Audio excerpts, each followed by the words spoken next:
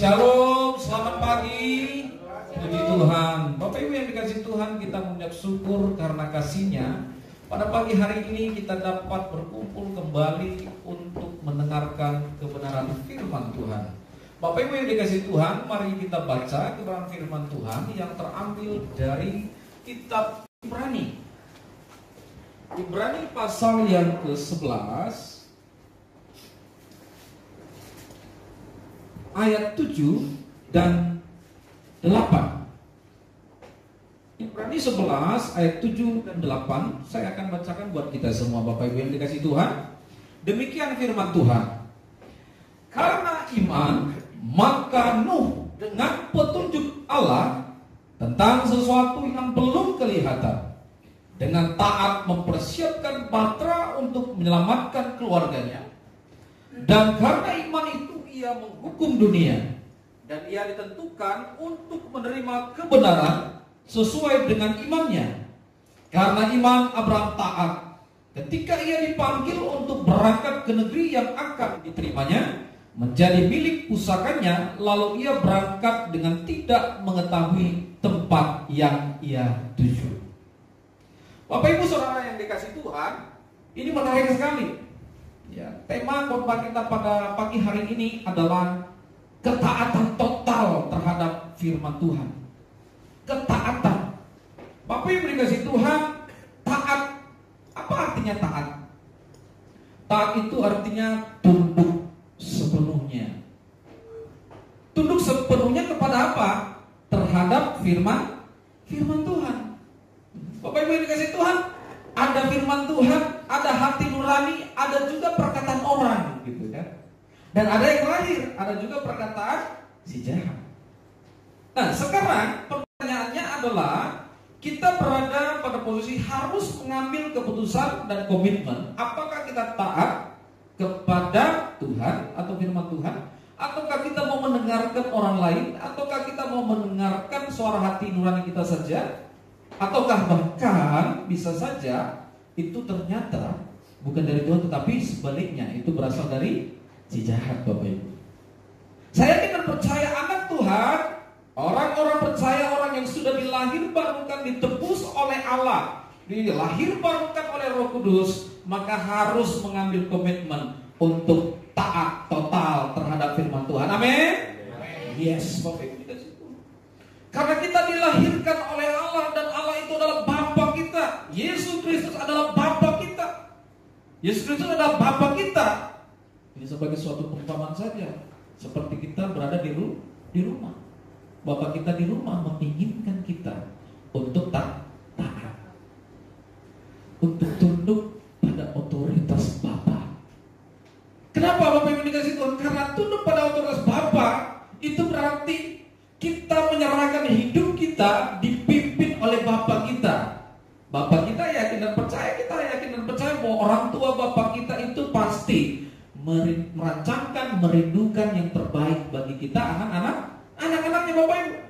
Firman Tuhan jelas katakan, bahkan Bapa kita secara jasmaniah itu saja memberikan yang terbaik bagi kita anak-anaknya, apalagi Bapa kita yang di surga, Bapak Ibu.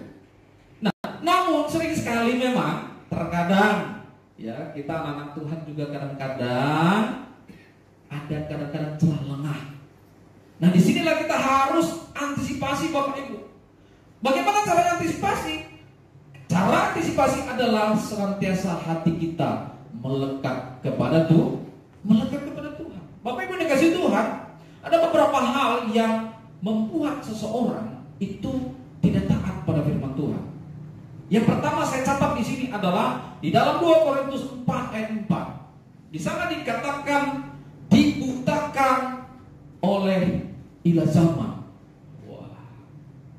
Orang yang dibutakan oleh ilah zaman itu artinya hati nuraninya dikuasai oleh si jahat. Hati nuraninya, kehidupannya, pikirannya dikuasai oleh dosa. Ilah zaman di sini siapa? Ilah zaman di sini adalah si jahat. Bapak Ibu dikasih Tuhan, si jahat itu ingin kita supaya kita tidak taat pada firman Tuhan. Dan bahkan bahkan bila perlu kita justru melawan firman Tuhan. Allah Bapa di surga menginginkan kita taat tunduk pada firman Tuhan, tetapi si jahat ingin kita tidak taat, melawan. Sehingga jangan diharap Bapak Ibu bahwa ada begitu banyak kita lihat, perhatikan kehidupan di dunia ini, ada orang-orang yang tidak taat kepada firman Tuhan dan akhir hidupnya tragis, Bapak. Tragis. Orang yang dibutakan oleh ilah zaman itu adalah pikirannya, perasaannya tumbuh, Bapak Ibu, tidak menyukai firman Tuhan. Tadi topik kita adalah taat total kepada firman Tuhan. Nah, kalau orang yang hati nuraninya dibutakan oleh zaman, jangankan untuk total taat, menyukai firman Tuhan saja dia nggak mau. Apakah kita menyukai firman? Menyukai firman Tuhan. Ataukah kita hanya menyukai media-media yang lain gitu? Bapak Ibu, sekarang tantangan kita di dalam kehidupan dunia ini kita besar sekali, Bapak Ibu. Kita menyukai firman Tuhan atau menyukai media sosial bla bla, itu banyak sekali tantangan kita, Bapak Ibu. Sebagai anak Tuhan, orang yang lahir baru, kita harus mencintai firman Tuhan. Amin. Ku renungkan firman-Mu siang dan malam, ku pegang perintah-Mu dan ku lakukan. Engkau tahu ya Tuhan, tujuan hidupku hanyalah untuk menyenangkan hati-Mu. Kalau kita anak Tuhan, kita ingin menyenangkan hati Bapa di surga, Bapak Ibu. Kalau kita tahu, sadar betul bahwa Bapa kita di rumah itu mengasihi kita, kita juga berusaha melakukan sebagai anak, kita melakukan yang terbaik agar Bapa kita di rumah, orang tua kita disenangkan lewat apa yang kita lakukan. Oleh sebab itu, maka kalau orang tersebut belum menyerahkan hidupnya total kepada Tuhan, belum dibaharui, artinya apa? Masih tertutup, dikuasai oleh zaman, dia belum bisa terbebaskan. Tidak bisa dibebaskan, Bapak Ibu. Karena firman Tuhan itulah yang akan membebaskan. Bapak Ibu yang dikasihi Tuhan, ada begitu banyak orang yang datang ke gereja, mungkin datang aktif pelayanan, datang ke gereja, tapi ketika hatinya belum dia serahkan kepada Tuhan, maka dia belum dibebaskan. Tetapi ketika dia buka hatinya kepada Tuhan seluas-luasnya, untuk Tuhan bekerja, untuk Roh Kudus bekerja, untuk firman Tuhan bekerja, kita yakin dan percaya dia akan dibebaskan. Amin. Bebas, karena firman Tuhan itu pembebas kita. Allah bekerja lewat firman-Nya, membebaskan kita. Bapak Ibu yang dikasihi Tuhan, saya teringat dulu saya sangat aktif pelayanan, Bapak Ibu, ya, ketika masih sekolah, ya, dan bahkan saya merupakan seorang ketua muda-mudi. Tetapi Bapak Ibu, biarpun saya aktif, saya ketua muda-mudi, rajin kegiatan, tetapi karena saya tidak memberikan hati saya untuk firman Tuhan, saya tidak membuka hati saya untuk karena Roh Kudus bekerja, saya tidak sungguh-sungguh memberikan hati dan bahkan hidup saya, saudara, hidup saya tidak diubahkan. Dan ironisnya, saya terjerumus ke dalam dunia dosa. Hari Minggu aktif, ya, kegiatan gereja aktif, semua kegiatan gereja saya ikuti. Tetapi karena saya belum membuka hati saya untuk firman Tuhan, hati hidup saya belum diubahkan, saya terjerumus ke drugs, narkoba, kehidupan saya hancur, dan bahkan yang sangat parah sekali. Ya. Saya menyandang sebagai ketua muda-mudi, tapi di sisi yang lain saya menyandang sebagai penjual narkoba. Wah, itu mengerikan. Saya jalani itu. Kenapa? Hati nurani hidup saya dibutakan oleh ilah zaman. Dibutakan, ditawan, dikuasai oleh ilah zaman, sehingga saya hanya tunduk kepada perintah si jahat, bukan tunduk kepada perintah Tuhan Yesus, bukan tunduk kepada firman Tuhan. Hancur. Sedikit saya saja tergelincir, mungkin kita nggak bisa bertemu, Bapak Ibu. Kita nggak bisa bertemu. Mungkin dah hancur. Tapi puji Tuhan, Tuhan Yesus ajaib. Dengan caranya yang ajaib, melakukan karya ajaib, mengubahkan kehidupan saya. Amin, Bapak Ibu. Amin. Yang kedua, Bapak Ibu dikasih Tuhan, kenapa seseorang tidak bisa taat total kepada firman Tuhan? Ya adalah dalam Filipi 3 ayat 19, Bapak Ibu dikasih Tuhan, di saat dikatakan memikirkan perkara duniawi. Apa artinya memikirkan perkara duniawi? Artinya dikendalikan oleh perkara duniawi. Bapak Ibu dikasih Tuhan, kalau kita mengaku sebagai anak Tuhan, tapi kalau pikiran kita, hati kita, perasaan kita, kehendak kita, itu semata-mata kita dikendalikan oleh keduniawian, itu Roh Kudus pun tidak akan bisa bekerja. Firman Tuhan tidak akan bisa bekerja, dan kita tidak bisa taat kepada firman Tuhan. Ya, kita tidak bisa taat. Kenapa? Karena perkara duniawi itu melegati. Oleh sebab itu Rasul Paulus mengingatkan kan dalam kitab Roma pasal 12 ayat 2, janganlah kamu serupa dengan dunia. Jangan serupa dengan dunia. Anak-anak Tuhan serupa dengan siapa? Kristus. Ini suatu yang terbalik, Bapak Ibu.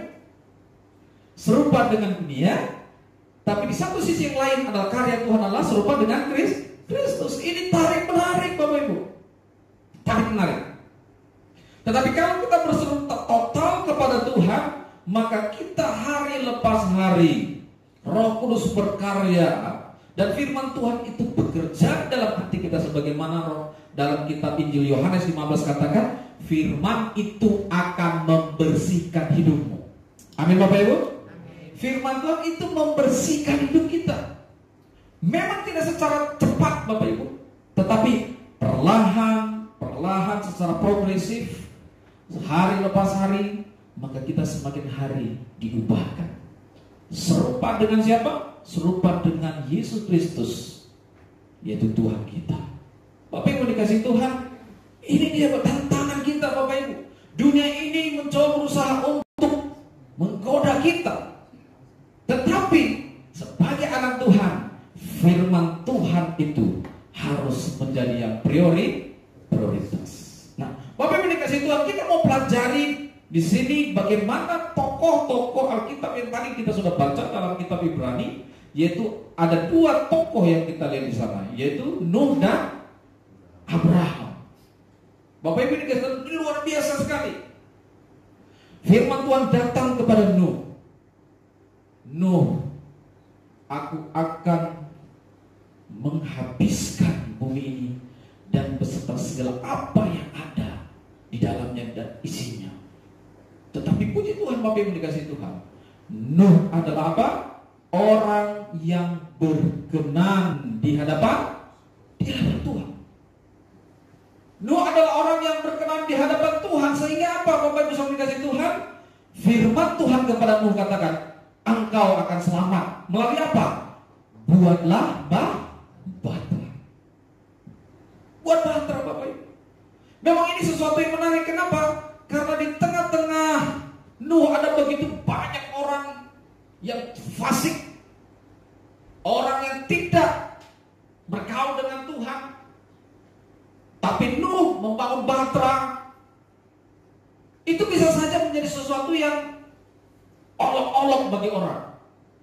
Seringkali memang ya, ketika kita melakukan firman Tuhan secara pikiran duniawi, itu sesuatu yang aneh. Ketika kita taat kepada firman Tuhan, itu sesuatu yang aneh. Saya yakin dan percaya ketika Nuh membangun bahtera itu, maka orang akan berkata, wah, ini sesuatu yang aneh.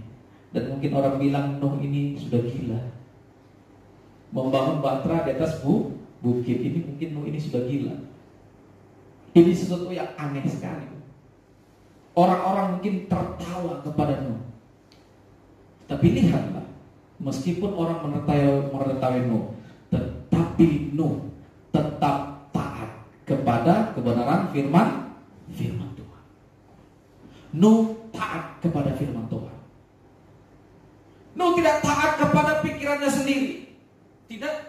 Nuh tidak melakukan apa yang kehendaknya sendiri. Tidak. Tetapi Nuh melakukan tepat seperti apa yang dikatakan oleh firman Tuhan. Kita lihat di sana, ya, Bapak Ibu yang dikasihi Tuhan.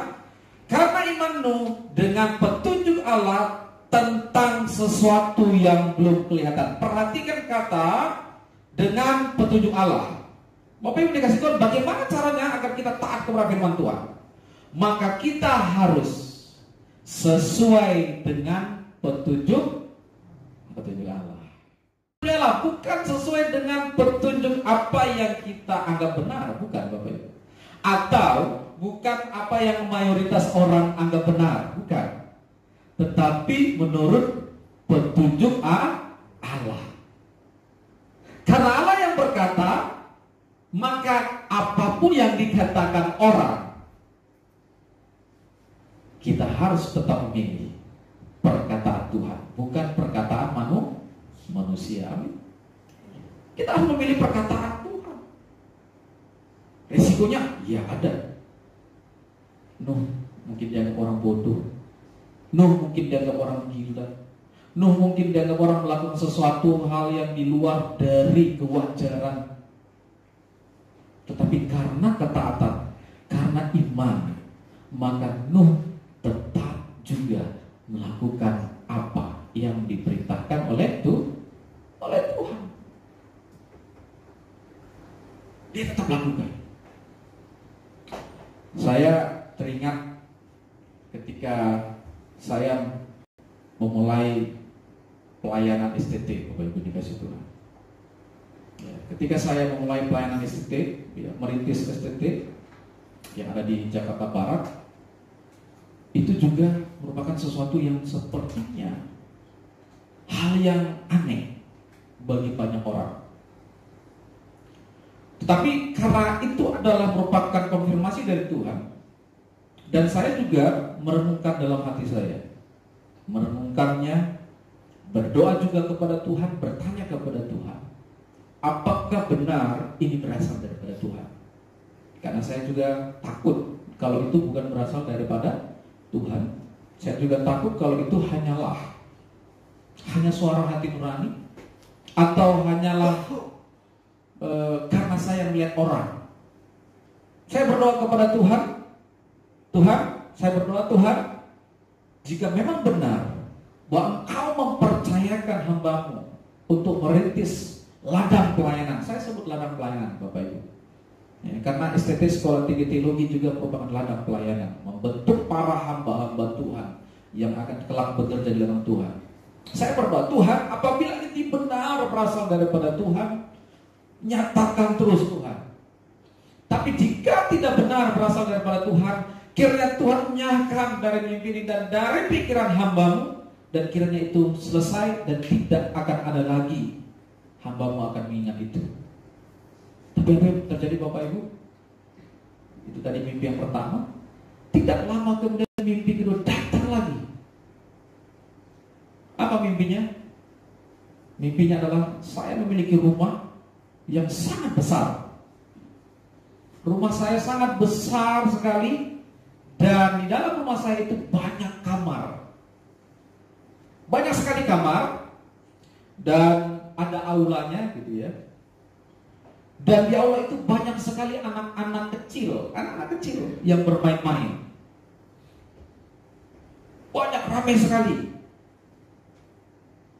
Dan itu mimpi datang 2 kali. Itu mimpi saya. Karena itu datang 2 kali, saya terus lagi bergumul sama Tuhan. Memang kadang-kadang kita kita kadang-kadang banyak kebatilan itu, ya bisa saja. Tapi kita harus terus menguji, Mimpi kita harus uji, dan kita harus berdoa kepada Tuhan apakah itu benar berasal daripada Tuhan, Bapak Ibu. Saya berdoa lagi, Tuhan, jikalau ini benar, terus nyatakan. Waduh, luar biasa Bapak Ibu. Perkara Tuhan yang sungguh ajaib. Dan puji Tuhan Bapak Ibu yang dikasihi Tuhan, singkat cerita sampai hari ini, puji Tuhan, STT ini bisa berkembang.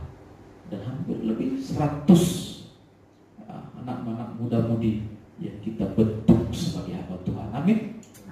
Itu karena berasal daripada Tuhan. Amin Bapak Ibu. Itu karena berasal daripada Tuhan. Ketika saya share kepada orang lain Bapak Ibu, mereka katakan apa? Kamu punya apa? Ya mungkin orang berkata ya, kalau memberikan STT ya fasilitas, gedung gitu, dan kemudian harus ada modal awal dasar bla bla bla. Tapi Bapak Ibu saudara kata, saya mau katakan kepada kita, itu adalah pemikiran manusia. Amin. Manusia memang berkata demikian. Harus ada dana, harus ada gedung, harus ada ini, harus ada ini, harus ada ini, harus ini. Itu pemikiran dunia. Tapi bagi Tuhan tiada yang mustahil. Amin. Berikan Tuhan bagus. Berikan Tuhan bagus. Tiada yang mustahil bagi Tuhan. Tuhan lakukan perkara yang ajaib kepada Nuh. Nuh, apakah Nuh mampu merancang bahtera yang segitu besar Bapak Ibu? Kalau bukan pimpinan Tuhan, itu tidak akan pernah berhasil. Tapi karena itu pimpinan Tuhan, dan Allah bekerja di dalam diri Nuh, maka itu berhasil. Ini yang disebut apa? Ketaatan total kepada firman Tuhan. Amin. Taat total. Kalau Nuh ragu, kalau saja Nuh tidak yakin, ini tidak akan jadi. Dan kita perhatikan Bapak Ibu dikasih Tuhan, bahtera itu ternyata adalah alat bagi Tuhan untuk menyelamatkan seluruh dunia sampai hari ini. Kenapa saya katakan demikian? Ada berapa yang selamat? Ada 8. Jika 8 itu pun tidak selamat Bapak Ibu, kita tidak ada sampai hari ini. Luar biasa karya Allah yang ajaib. Kita lihat di sana, Allah bekerja mendatangkan kebaikan. Saya yakin dan percaya Bapak Ibu dikasih Tuhan, kalau kita taat total kepada Tuhan, maka karya Allah yang akan bekerja. Jangan batasi kuasa Tuhan. Andalkan Tuhan, andalkan kuasa Tuhan. Dia akan bekerja di dalam keterbatasan kita. Amin Bapak Ibu. Ya. Dia akan bekerja di dalam keterbatasan kita. Kalau kita berpikir keterbatasan kita, maka tidak akan bisa berjalan apa-apa. Tetapi ketika kita berjalan bersama Tuhan, mengandalkan Tuhan, dan kita yakin karena Tuhan itu adalah berasal dari firman Tuhan, yakin dan percaya, berjalanlah bersama Tuhan. Amin Bapak Ibu. Iya. Dan yang kedua kita lihat di sana juga, kita belajar dari seorang yang bernama Abraham. Firman Tuhan berkata, karena iman maka Abraham taat ketika ia dipanggil untuk berangkat ke negeri yang akan diterimanya. Luar biasa. Bapak Ibu yang dikasihi Tuhan, Abraham harus meninggalkan kedua orang tuanya. Abraham harus meninggalkan sanak familinya, dan dia harus berangkat ke negeri yang akan ditujukan oleh Tuhan. Bapak Ibu dikasih Tuhan, kalau kita mau pergi ke suatu tempat, kita alangkah baiknya kita tahu dulu ya kemana kita pergi. Amin. Tapi Abraham nggak tahu. Sampai nanti Tuhan katakan, aku akan tunjukkan. Ini dahsyat Bapak Ibu. Kalau kita pergi, ditanya orang, Pak mau kemana? Nggak tahu. Pak pergi mau kemana? Nggak tahu. Orang akan bilang kita seperti apa? Jangan-jangan orang gila. Dan kita orang gila. Abraham pun demikian. Dia hanya mau kemana? Ya pergi. Mungkin keluarganya mau pergi kemana? ya pergi nuruti Tuhan. Waduh, ini mungkin keluarga sana familinya mungkin bilang, wah ini jangan-jangan sudah gila ini. Sama seperti tadi, seperti jangan-jangan sudah gila. Bapak Ibu dikasih Tuhan, sering kali anak-anak Tuhan karena taat firman Tuhan bisa saja dianggap gila, Bapak Ibu. Tapi yakinlah karena itu berasal dari Tuhan, tetap berjalan. Kalau bukan dari Tuhan, jangan ya. Abraham tetap mau berjalan. Dan ingat, siapa yang memimpinnya? Tuhan. Tuhan sebagai navigatornya. Amin. Navigator itu seperti apa ya? Ada Google Maps, ya. Ada lagi yang terbaru itu apa? Waze. Ya. Jadi kalau misalnya kita tinggal tempatkan alamatnya, ketik alamatnya, ya, misalnya kemana? Oh, mau ke Tangerang. Tangerang di mana? Oh, Kota Emas. Ya. Kita ketik, dan kemudian kita oke kan, maka itu akan mengarahkan kita. Abraham, ya, ketaatannya membuat Allah menjadi navigator hidupnya, navigator kita. Dialah yang akan mengarahkan kita. Sampai ke mana? Sampai ke tempat tujuan kita. Kemana? Abraham sampai ke Kanaan. Bapak Ibu, waktu dulu nggak ada navigator zaman Abraham, nggak ada Google Maps. Kalau sekarang handphone kan, ya itu semuanya difasilitasi Google Maps. Ya, kayaknya nggak susah, zaman sekarang juga nggak susah. Pada waktu itu Bapak Ibu sangat konvensional sekali. Abraham harus berjalan Bapak Ibu, dan mencari alamatnya. Waduh, mencari alamatnya nggak gampang. Jadi mungkin Abraham bisa seperti Ayu Ting Ting, mendapat alamat palsu Bapak Ibu. Iya, nggak gampang mencari alamat. Apalagi zaman dulu nggak gampang Bapak Ibu. Zaman sekarang gampang sekali. Tetapi karena Abraham, navigatornya adalah Allah, dituntun oleh Allah. Sebenarnya ini bukan sesuatu yang mengherankan Bapak Ibu, karena kita juga bisa pelajari nanti bagaimana Allah menuntut bangsa Israel Bapak Ibu. Allah menuntut bangsa Israel lewat apa? Lewat siang hari itu, lewat embun, awan, tiang awan. Malam hari lewat tiang api. Allah menuntun umat. Jadi Allah tidak pernah meninggalkan umat, enggak pernah. Jangan pernah berpikir bahwa Allah pernah meninggalkan kita, enggak pernah Bapak Ibu. Abraham, Allah yang menuntunnya, Allah yang sebagai navigatornya. Dan ingat, di dalam perjalanan Abraham itu Allah juga memelihara Abraham. Amin. Dan perhatikan lagi bahwa di dalam perjalanan bangsa Israel keluar dari tanah Mesir, selain Allah menjadi navigator, Allah juga sang pemelihara kehidupan mereka. Allah sang pemelihara. Kuncinya cuma satu. Apa Bapak Ibu? Taat. Ini 4 huruf Bapak Ibu. T-A-A-T. Tapi untuk taat, kita harus memberikan hati kita. Kita harus memberikan hidup kita kepada Tuhan. Barulah nyata karya Allah itu turun atas kita. Amin. Bapak Ibu dikasih Tuhan, kenapa bangsa Israel lama sekali dan bahkan dikatakan berputar-putar? Memang Allah sengaja. Kenapa? Karena tidak taat. Yang harusnya dapat ditempuh selama berapa? Hanya 40 hari Bapak Ibu. Hanya 40 hari dapat ditempuh. Tetapi ternyata itu ditempuh selama berapa? 40 tahun. Bayangkan, dari 40 hari sampai 40 tahun Bapak Ibu dikasih Tuhan, itu lama sekali. lama sekali. Kenapa? Karena tidak taat. Bapak Ibu dikasih Tuhan, mari saya ajak kita semuanya untuk menjadi umat Tuhan yang taat. Amin. Bapak Ibu dikasih Tuhan, amin. Kita mau taat sebagaimana Nuh taat kepada Tuhan. Kita juga mau taat sebagaimana Abraham taat kepada Tuhan, amin.